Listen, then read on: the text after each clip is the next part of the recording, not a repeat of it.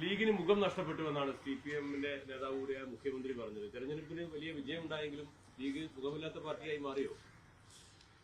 ഇപ്പോ ബഹുമാനപ്പെട്ട മുഖ്യമന്ത്രി പറയുന്നത് നമ്മളത്ര ഗൗരവമായി എടുക്കേണ്ട ആവശ്യമില്ല. തെരഞ്ഞെടുപ്പിലെ പരാജയം മാത്രമല്ല, അതിനുശേഷം നടന്ന പാർട്ടിയുടെ കമ്മിറ്റി മീറ്റിങ്ങുകളൊക്കെ വന്ന വിമർശനം മുഖ്യമന്ത്രിയുടെ ശൈലിക്കും ഭരണത്തിന്റെ നെറുകേടുകൾക്കുമെതിരെയായിരുന്നു. പരാജയപ്പെടാനുള്ള കാരണം മുഖ്യമന്ത്രിയാണ് എന്നുള്ളിടത്തേക്ക് പോരാളി ഷാജി മുതൽ സീതാറാം യെച്ചൂരി വരെ എത്തിയിട്ടുണ്ട്. അത്തരമൊരു സാഹചര്യത്തിൽ ഈ യോഗങ്ങളൊക്കെ കഴിഞ്ഞ ദിവസങ്ങളിൽ നടന്ന യോഗങ്ങളിലൊക്കെ അതിരൂക്ഷമായ വിമർശനമാണ് മുഖ്യമന്ത്രിയുടെ ശൈലിക്കെതിരെയായി ഉണ്ടായത് പാർട്ടിക്കകത്തു നിന്ന്. അപ്പോൾ സ്വാഭാവികമായും അദ്ദേഹത്തിന്റെ ഫ്രസ്ട്രേഷൻ എവിടെയെങ്കിലും ഒന്ന് കൊടുത്ത് തീർക്കണമല്ലോ. അതിനെ അദ്ദേഹം കണ്ടത് ലീഗിനെയാണ്. ഞങ്ങൾക്ക് സന്തോഷമേ ഉള്ളൂ. ഏതായിരുന്നാലും അദ്ദേഹം ഞങ്ങളുടെ മുഖത്തിന്റെ കാര്യം അന്വേഷിക്കുന്നതിന് മുമ്പ് പാർട്ടിക്കകത്തും സംസ്ഥാനത്തും പൊതുസമൂഹത്തിലും മുഖ്യമന്ത്രിയുടെ മുഖത്തിന്റെ അവസ്ഥ എന്താണ് എന്നൊന്ന് പുനർചിന്തനം ചെയ്യുന്നത് നല്ലതാണ്. ഭാവിക്ക് അത് ഗുണം ചെയ്യും. കാരണം മാർക്സിസ്റ്റ് പാർട്ടി തെരഞ്ഞെടുപ്പ് വിശകലനം ചെയ്ത് എത്തിയത് എവിടെയാ? സംസ്ഥാനത്തെ ഒരു വിഭാഗം ജനങ്ങളും വോട്ട് ചെയ്തില്ല എന്നാണ്. പെൻഷൻ വാങ്ങുന്നവർ വോട്ട് ചെയ്തില്ല, ജീവനക്കാർ വോട്ട് ചെയ്തില്ല, റേഷൻ വാങ്ങി ജീവിക്കുന്നവർ വോട്ട് ചെയ്തില്ല, പൊതുജനങ്ങൾ വോട്ട് ചെയ്തില്ല, വീട്ടിൽ പഠിക്കാൻ പോകുന്ന കുട്ടികളുള്ള കുടുംബങ്ങൾ വോട്ട് ചെയ്തില്ല, ഒരു വിഭാഗവും വോട്ട് ചെയ്തില്ല. ഉത്തരവാദികളാരാ? ഭരണമാണ്. അപ്പോൾ പാർട്ടി പറയുന്നത് ഈ ഭരണത്തിന്റെ ദോഷവശങ്ങളാണ് പരാജയത്തിന് കാരണമെന്നാണ്. അഖിലേന്ത്യാ സെക്രട്ടറി ശ്രീ സീതാറാം യെച്ചൂരി അടക്കം അത് ശരിവെച്ചിട്ടുണ്ട്, പത്രക്കാരോടും പറഞ്ഞിട്ടുണ്ട്.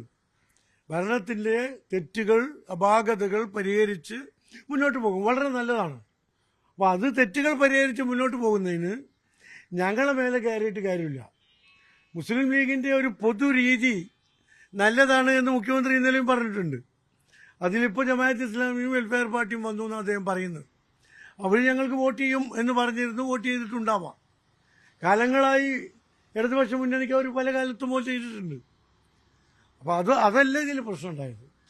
ഈ ഭരണത്തിന്റെ തകരാറ്, മുഖ്യമന്ത്രിയുടെ ശൈലി, ഭരിക്കാൻ അറിയാത്തവരുടെ കയ്യിൽ ഭരണം കിട്ടിയതിന്റെ ഒരാഘാതം, അതാണ് ഈ തെരഞ്ഞെടുപ്പിലൂടെ ജനങ്ങൾ നൽകിയത്.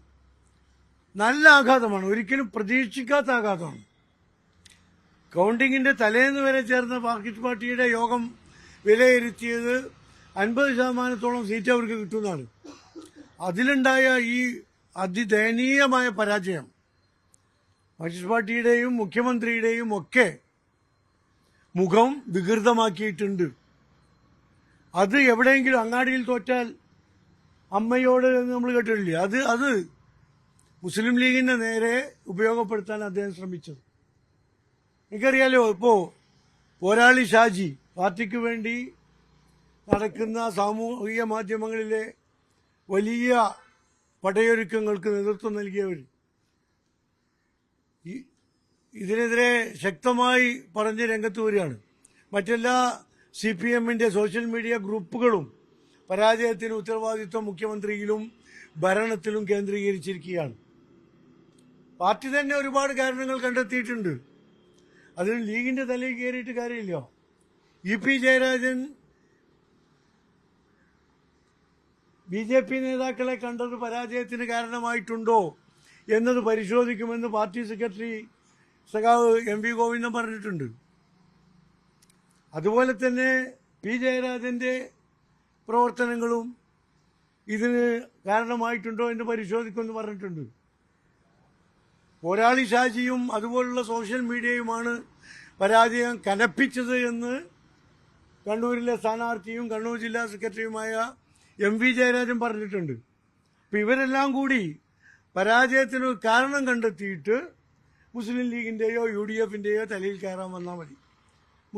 മുഖ്യമന്ത്രിയോട് സഹതാപമുണ്ട്. ഇത്തരം ഒരു അവസ്ഥയിലേക്ക് അദ്ദേഹത്തിന്റെ ഭരണത്തിന്റെ മുഖം എത്തിച്ചേർന്നതിൽ ഞങ്ങൾക്ക് അദ്ദേഹത്തോട് സഹതാപമുണ്ട് എന്ന് മാത്രമേ പറയുന്നുള്ളൂ. SDPI-യും അതുപോലെ തന്നെ ജമാഅത്ത് ഇസ്ലാമിയാണ് UDF-നെ ചലിപ്പിക്കുന്നതെന്നാണ് പറയുന്നത്. അവർ അത്ര വലിയ ശക്തരാണോ? എന്ന് മുഖ്യമന്ത്രി സമ്മതിക്കുകയാണെങ്കിൽ ഞങ്ങൾ എന്താ ചെയ്യുക? ഞങ്ങൾ ഒരിക്കലോ പറഞ്ഞിട്ടില്ല.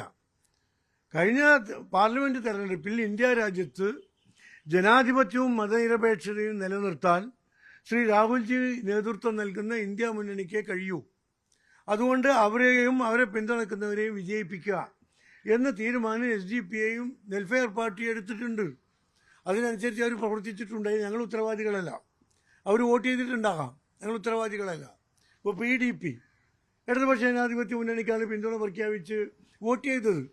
എന്നിട്ട് പോലും അതിദയനീയമായ പരാജയം ഏൽക്കേണ്ടി വന്നു. മലപ്പുറത്തൊക്കെ സ്വീകരിച്ച പരീക്ഷണമല്ലേ? ഇനിയെങ്കിലും ആ പരീക്ഷണം ഒന്ന് അവസാനിപ്പിക്കണം. എത്ര കാലമായി തുടങ്ങിയിട്ട്? തോൽക്കുകയാണെങ്കിലും സ്വന്തം പാർട്ടിക്കാരനെ നിർത്തി അന്തസ്സായി ഇടതുമുന്നണിയുടെ പേരിൽ വോട്ട് ചോദിച്ച് ജയിക്കാൻ ശ്രമിച്ചൂടെ? അങ്ങനെ വോട്ട് ചോദിച്ച് തോൽക്കുന്നതിലും ഒരു അന്തസ്സില്ലേ? ഇത് തോൽക്കുന്നതിലും അന്തസ്സില്ലാത്ത ഒരു രൂപത്തിലേക്ക് എത്തി. അതൊക്കെ പാർട്ടി ഇന്നലെ മലപ്പുറം ജില്ലാ CPM കമ്മിറ്റിയുടെ ചർച്ചകൾ പുറത്തു വന്നു. നിങ്ങളല്ലേ പുറത്തു കൊണ്ടുവന്നു.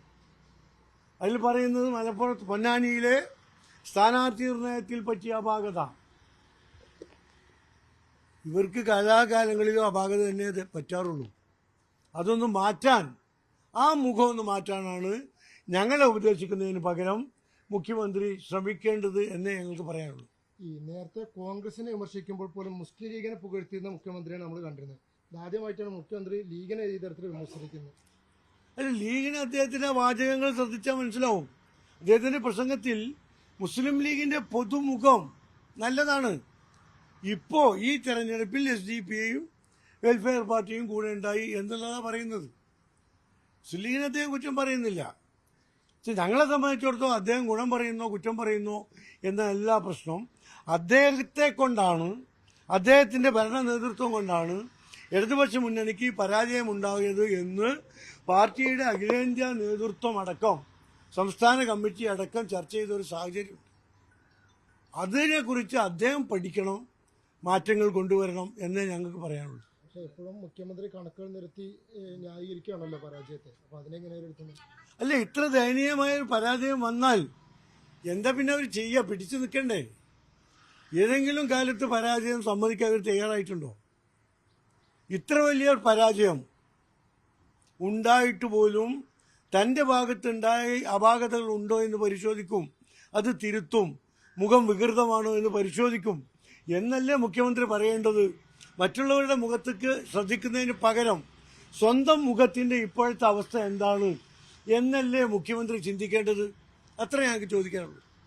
മറ്റൊരു വിഷയം, +1 സീറ്റ് വിഷയത്തിൽ ഇപ്പോഴും വിദ്യാഭ്യാസ മന്ത്രി ആവർത്തിക്കുന്നത് അത്ര വലിയ സീറ്റ് പ്രതിസന്ധി ഇല്ല എന്നുള്ളതാണ്. എന്താണ് മുസ്ലിം ലീഗിന്റെ നിലപാട്? അത് വിദ്യാഭ്യാസ മന്ത്രി അവരുടെ SFIയുടെ നേതാവിനോട് ചോദിച്ചാൽ മതി. ആർഷോ നാളെ കലക്ടറേറ്റിലേക്ക് മാർച്ച് നടത്താൻ പോവാന്നാണ് കേട്ടത്. അപ്പോൾ വിദ്യാഭ്യാസ മന്ത്രി പറഞ്ഞത് ശരിയാണെങ്കിൽ SFI എന്തിനാ സമരം നടത്തുന്നത്? ഒരു കാര്യം വളരെ ഗൗരവമായി പറയാതിരിക്കാൻ നിവൃത്തിയില്ല. ഞങ്ങളുടെ MSFന്റെ നേതാക്കന്മാർ ജയിലുകളിലാണ്. മലപ്പുറത്തും മഞ്ചേരിയിലും മാത്രമല്ല, തിരുവനന്തപുരത്തും MSFന്റെ സംസ്ഥാന അധ്യക്ഷൻ നവാസും ജനറൽ സെക്രട്ടറി നജാഫും അടക്കമുള്ള ആളുകൾ തിരുവനന്തപുരത്ത് ജയിലിലാണ്. എന്തിനാ ഇവരൊക്കെ ജയിലിൽ പോയി കിടക്കുന്നത്? രാജ്യത്ത് അവരുടെ സഹോദരങ്ങൾക്ക്, അവരുടെ നാട്ടിലെ കുട്ടികൾക്ക് പഠിക്കാനുള്ള അവസരം ഉണ്ടാക്കാനാണ്. ജനങ്ങൾക്ക് വേണ്ടിയാണ് അവർ സമരം ചെയ്തത്. അതിനെ ധാർഷ്ട്യത്തോടു കൂടി കാണിക്കുകയും കയ്യോക്കോടുകൂടി അത് നേരിടുകയും ചെയ്യുന്ന ഒരു സാഹചര്യമുണ്ട്. ജാമ്യം കിട്ടാത്ത വകുപ്പുകൾ ചേർത്താണ് അവരെ അറസ്റ്റ് ചെയ്തത്. മലപ്പുറത്ത് ഞങ്ങളുടെ ജില്ലാ ഭാരവാഹികൾ ജയിലിലുണ്ട്. അപ്പോൾ ഇവരെന്തിനാണ് ഈ പ്രക്ഷോഭം നടത്തുന്നതെന്ന് മനസ്സിലാക്കി അതിന് പരിഹാരമുണ്ടാക്കലാണ് ഒരു ഭരണകൂടത്തിന്റെ ഉത്തരവാദിത്വം. അത് ചെയ്യാത്തതിന്റെ ഫലമാണ് പാർലമെന്റ് തെരഞ്ഞെടുപ്പിൽ കണ്ടത്. കണ്ടാലും കൊണ്ടാലും പഠിക്കാത്തൊരു വിഭാഗമായി മാർക്സിസ്റ്റ് പാർട്ടി മാറുകയാണിപ്പോൾ. അതുകൊണ്ട് ഈ കൊണ്ടത് മനസ്സിലാക്കിയിട്ട് ഇത്തരം കാര്യങ്ങൾ +2 10ാം ക്ലാസ് കഴിഞ്ഞ് തുടർ പഠനത്തിന് അർഹതയുണ്ട് എന്ന് സർക്കാർ സീല് കുത്തിക്കൊടുത്ത മുഴുവൻ കുട്ടികൾക്കും ആ തുടർ പഠനത്തിന് അവസരം ഉണ്ടാക്കി കൊടുക്കണം. ഇപ്പോൾ MSF നിരന്തരമായി സമരത്തിലാണ്. യൂത്ത് ലീഗ് 25ാം തീയതി തിരുവനന്തപുരത്ത് നിയമസഭാ മാർച്ച് നടത്തുന്നു. ഞങ്ങളുടെ പോഷക സംഘടനകൾ ഇത് നടത്തുകയാണ്. അതിനെ കയ്യൂക്ക് കൊണ്ട്, ശക്തി കൊണ്ട് നേരിടാണ് ഗവൺമെന്റിന്റെ തീരുമാനമെങ്കിൽ പ്രശ്നത്തിന് പരിഹാരമുണ്ടാക്കാൻ ആത്മാർത്ഥമായി ശ്രമിക്കുന്നില്ല എങ്കിൽ സമരം മുസ്ലിം ലീഗ് ഏറ്റെടുക്കും. പിന്നീട് ആ സമരത്തെ നിയന്ത്രിക്കാൻ അവരുടെ പോലീസൊന്നും മതിയാകില്ല. അത്തരമൊരു സാഹചര്യത്തിലേക്ക് പോവുകയാണ് ഈ മലബാർ പ്രദേശത്തെ 5-6 ജില്ലകളിലെ കുട്ടികൾ. നിങ്ങൾക്കറിയാലോ, അവസാനത്തെ അലോട്ട്മെന്റും കഴിഞ്ഞു. 23,000 കുട്ടികൾക്ക് മലപ്പുറം ജില്ലയിൽ മാത്രം പഠിക്കാൻ അവസരമില്ല. എത്ര ദയനീയമാണ് ഈ സ്ഥിതി. അവസാനത്തെ അലോട്ട്മെന്റ് കഴിഞ്ഞിട്ടുള്ളൊരു അവസ്ഥയാണിത്. ഈ 23,000 കുട്ടികൾ പുറത്തു നിൽക്കുമ്പോഴാണ് ബഹുമാനപ്പെട്ട വിദ്യാഭ്യാസ മന്ത്രി പറയുന്നത് അവിടെ സീറ്റൊക്കെ ഫുള്ളാണ്, സീറ്റൊക്കെ ബാക്കിയാണ്. ആരുടെ വിദ്യാഭ്യാസ മന്ത്രിയാണ് ഇദ്ദേഹം? എവിടുന്നാണ് ഇദ്ദേഹത്തിന് കണക്ക് കിട്ടുന്നത്? SFIക്കാർക്ക് കിട്ടുന്ന കണക്ക് പോലും SFIയുടെ മുൻ നേതാവ് വിദ്യാഭ്യാസ മന്ത്രിക്ക് കിട്ടുന്നില്ല എന്ന് പറഞ്ഞാൽ എന്തൊരു വിരോധാഭാസമാണത്. അതുകൊണ്ട് കേരളീയരായ ജനങ്ങളോട് മലബാറിൽ സീറ്റുകൾ ഉണ്ട് എന്ന് പറയുന്നതിന് മുമ്പ് ബഹുമാനപ്പെട്ട വിദ്യാഭ്യാസ മന്ത്രി സ്വന്തം പാർട്ടിക്കാരോടെങ്കിലും ഒന്ന് അന്വേഷിക്കണം. എത്ര കാലം കള്ളത്തരം പറഞ്ഞ് പിടിച്ചു നിൽക്കാൻ കഴിയും? എത്ര കാലം മുഴുവൻ മനുഷ്യനെയും കബളിപ്പിക്കാൻ കഴിയും? ഭരണകർത്താക്കളുടെ ഉത്തരവാദിത്വം എന്താ? ഭരണീയർക്ക് ആവശ്യമായ സഹായങ്ങൾ എത്തിച്ചു കൊടുക്കുക എന്നുള്ളതാണ്. അപ്പം അതുകൊണ്ട് അടിയന്തരമായി ഈ പ്രശ്നത്തിന് പരിഹാരം കാണണം. ഇന്നലെ ബഹുമാനപ്പെട്ട മന്ത്രി വി അബ്ദുറഹ്മാൻ ശാശ്വത പരിഹാരം കാണും എന്ന് പറഞ്ഞിട്ടുണ്ട്. കാണണം, ഇല്ലെങ്കിൽ കാണിക്കേണ്ടി വരും. താൽക്കാലിക ബാച്ചാണ് വീണ്ടും അനുവദിക്കുന്നതെങ്കിൽ MSF വീണ്ടും സമരരംഗത്തുണ്ടാവും. അതല്ലെങ്കിൽ അടുത്ത വർഷവും ഇതേപോലെ സമരരംഗത്തേക്ക് ഇറങ്ങാൻ ഒരു സാഹചര്യം വരില്ല. ശാശ്വതമായ പരിഹാരമാണ് ഞങ്ങൾ ആവശ്യപ്പെടുന്നത്. എന്തിലേക്കാണ് ഗവൺമെന്റ് വരുന്നതെന്ന് നോക്കട്ടെ. ഞങ്ങൾ നിരന്തരമായി എന്നാ തുടങ്ങിയതാ? ഈ 10ാം ക്ലാസിന്റെ റിസൾട്ട് വന്ന അന്ന് മുതൽ തുടങ്ങിയതാണ്. വിദ്യാർത്ഥികളുടെ എണ്ണം കിട്ടിയത് മുതൽ തുടങ്ങിയതാണ്. ഇപ്പൊ അവസാനത്തെ അലോട്ട്മെന്റും കഴിഞ്ഞിട്ട് ഗവൺമെന്റ് പിടിച്ച പിടിയിൽ നിൽക്കുകയാണ്. അതുമാത്രമല്ല, ഒരു ക്ലാസ് റൂമിൽ 65-70 കുട്ടികളെ കുത്തിയുറച്ച് പഠിപ്പിക്കാൻ കഴിയില്ല. അത് ഞങ്ങൾ അനുവദിക്കില്ല. കാരണം അത്ര 50 കുട്ടികളിൽ കൂടുതൽ ക്ലാസ് റൂമിൽ ഉണ്ടായാൽ 40 ലബ്ബ കമ്മീഷൻ റിപ്പോർട്ട് പ്രകാരം പറഞ്ഞത് ഒരു ക്ലാസ് റൂമിൽ 40 കുട്ടികളെ പരമാവധി പാടുള്ളൂ എന്നാ. ആ റിപ്പോർട്ട് ഗവൺമെന്റിന് മുമ്പിലുണ്ടല്ലോ. അത് ഗവൺമെന്റ് മന്ത്രിസഭ യോഗം ചേർന്നിട്ട് വിദഗ്ധ സമിതിയുടെ കമ്മീഷന്റെ റിപ്പോർട്ട് മായം ചേർത്തു. 40-50 ആക്കി. ആ 50 കഴിഞ്ഞിട്ട് ഇപ്പൊ 65-70 കുട്ടികളെ ഒരു ക്ലാസ്സിൽ എങ്ങനെ പഠിക്കാൻ കഴിയും? എങ്ങനെ പഠിപ്പിക്കാൻ കഴിയും? എങ്ങനെ കുട്ടികൾക്ക് ഗ്രഹിക്കാൻ കഴിയും? പല വനിതാ അധ്യാപകരും മൈക്ക് സെറ്റ് വെച്ചിട്ടാണ് ക്ലാസ് എടുക്കുന്നത്. എങ്ങനെ കുട്ടികൾക്ക് ഇത്തരം കാര്യങ്ങളിൽ ശ്രദ്ധിക്കാനോ? വ്യക്തിഗത അറ്റൻഷനാണ് ഇപ്പോഴത്തെ പഠന സമ്പ്രദായം. ഈ 65-70 കുട്ടികളെ വെച്ചുകൊണ്ട് എങ്ങനെ വ്യക്തിഗത അറ്റൻഷൻ കൊടുക്കാൻ കഴിയും? ഈ അധ്യാപകന്മാർ വായിട്ട് കീറിയാൽ പോലും എത്ര അവർ പഠിപ്പിക്കാൻ കഴിയും ഇത്രയധികം കുട്ടികളെ? അതുകൊണ്ട് കേരളത്തിന്റെ എല്ലാ പ്രദേശത്തുള്ള കുട്ടികൾക്ക് ഒരേ രീതിയിൽ വിവേചനം കൂടാതെ പഠനം നടത്താനുള്ള അവസരങ്ങളും കൂടി ഉണ്ടാകണം. ഒരു ക്ലാസ്സിൽ കുട്ടികളുടെ എണ്ണം കൂട്ടിയിട്ട് സീറ്റ് കുട്ടി എന്ന് പറയുന്നതിന് പകരം ന്യായമായ, നീതിപൂർവമായ, ശാശ്വതമായ പരിഹാരം കാണുന്നവരെ മുസ്ലിം ലീഗും പോഷക സംഘടനകളും സമരരംഗത്തുണ്ടാവും.